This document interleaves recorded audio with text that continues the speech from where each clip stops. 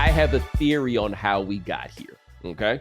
I could be wrong. I'm not operating from information here because, quite honestly, nobody's going to risk their lives to tell us what the fuck is going on with the Beyoncé record. I can only imagine what that NDA looked like. I just feel like it has maybe the words Draco, Sharia. It's like something like that. You know what I'm saying? Do you know what it sounds like? It sounds like her versus to Jolene. That's what it sounds like. Yes. Yeah. You know, it sounds like consequences and repercussions. Like this is the opposite of us with the terms of services, where we just click it and be like, oh well, whatever. We'll just take what you get on that. I think people just click the term of services on hers and know I better not say anything to anybody at all. Like that's the safest thing, the safest play that I could make. Right.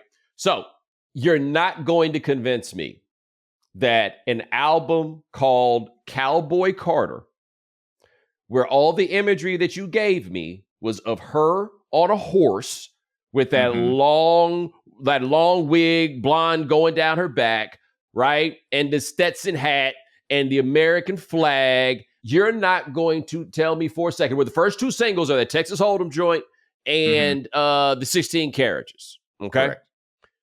You're not going to tell me for a moment that the original plan here was not to make a country music album. You're just, you're not going to make me believe that, because otherwise that shit doesn't make any sense, right? Yeah. Like to say that it is this album with some country elements of it, if your imaging is going to be so over the top country, then now we're at a disjointed place, right? And I do believe because of the amazing way she nailed it the last 3 times out with the execution of concepts, that you do have to answer for the imaging that you put out on this record, because we gave you all the credit for the imagery on all the other stuff, right? You do have to take some credit. And honestly, that imagery does not match this album, because I think they got in there and started working on that country music album, and that shit was a lot harder than they thought it was going to be, right? Like, Texas Hold'em is a country song. You're not going to, maybe Hit Boy may have been the one that did the beat, but come on, man. That's a country record. The 16 By the way, good job, Hit Boy.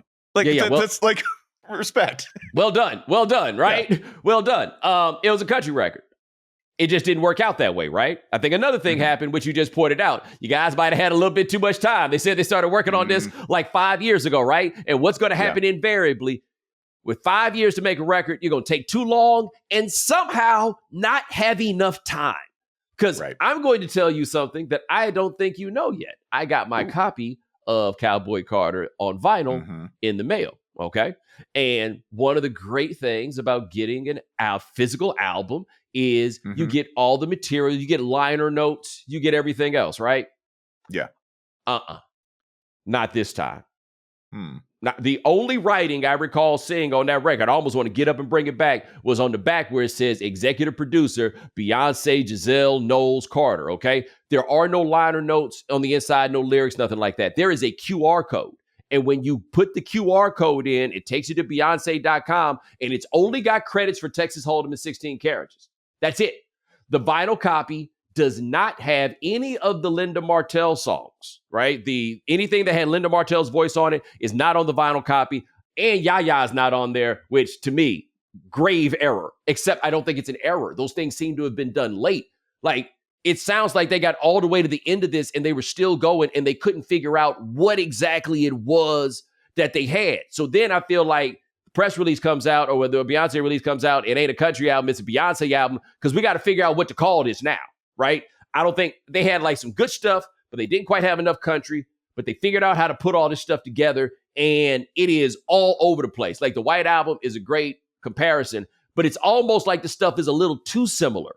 You know what I'm saying? Yeah. Like, to be the sprawling, disjointed record, it's almost just a little too similar, but I can't think of any time anybody ever put out 80 minutes worth of music and didn't call it a double album.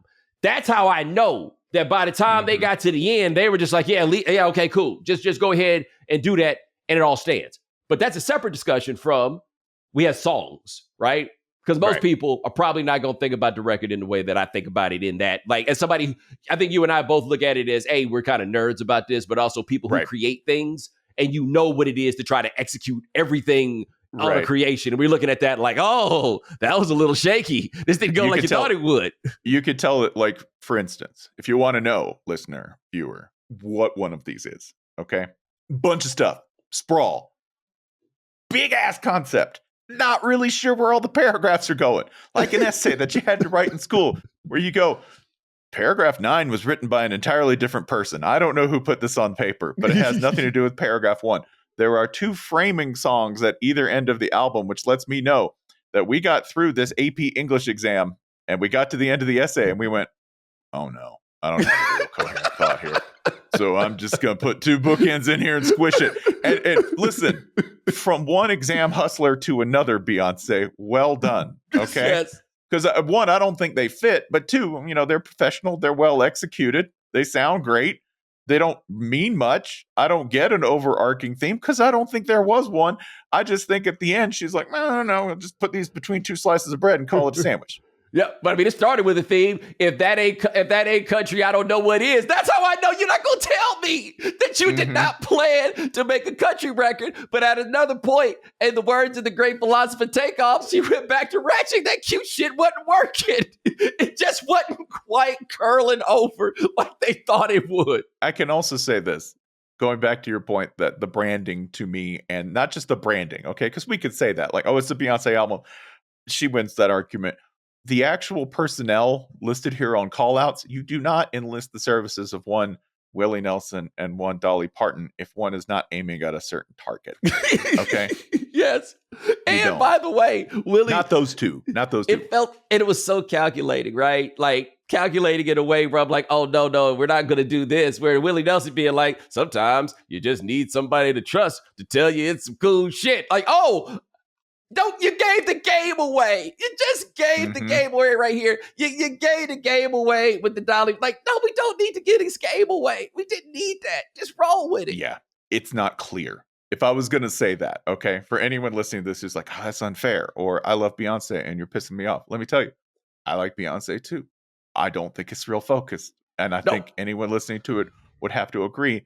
And if you have one big argument, I go 27 tracks.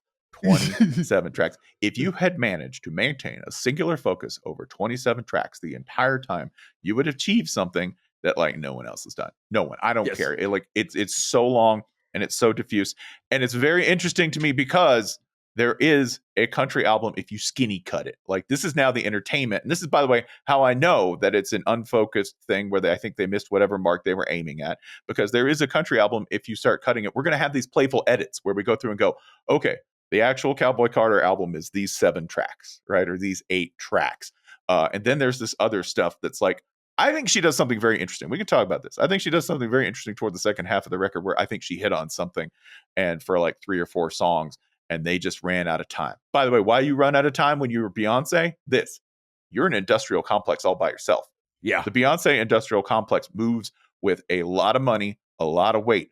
And at one point, the Me project becomes a We project. And that's when you start running out of time because you go, oh, there's a record company attached and there's so many producers attached and so many musicians and so much crediting. I think that's why the credits and everything got rushed, because at the end, they did run out of time because producing an album like this, 27 tracks, you didn't do this on a MacBook somewhere in a cabin in northern Wisconsin, like your Bon Iver, right? Or Bon Iver. You did it in the factory. And the factory requires workers. And at one point, the quarterlies come up and they go, hey, we got a due date. Y'all need to get ass moving. Yes. But I tell you this, it's got jams. I will go through what I say, we got jams here, right?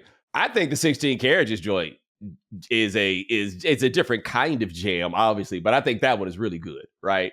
I think that one's heat. The Bodyguard joint, I don't fully know how I feel about it in every way, and I am assuming that that's Raphael Sadiq on the bass, based on what I can glean from the credits, because it's a million names on it. It's produced by Raphael Sadiq, and I'm assuming that Raphael Sadiq is playing the bass on whatever it is that he produces, and he kills it. And that's the one track that the vinyl version I felt gave me a much different feel than the digital version, because the vocals didn't come in as hot, I felt like, on the vinyl as it did on the digital, and they're fucking perfect.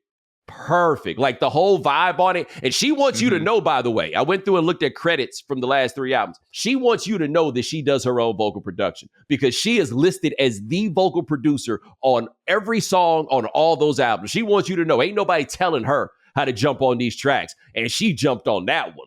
Perfect. Just perfect.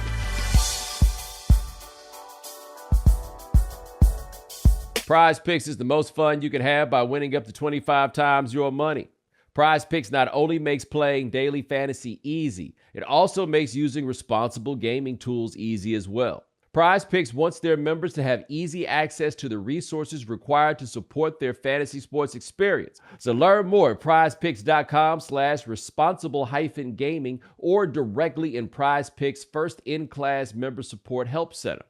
And make sure you go to prizepicks.com/Bomani and use code Bomani for a first deposit match up to $100. That's prizepicks.com/Bomani. Prize Picks, daily fantasy sports made easy.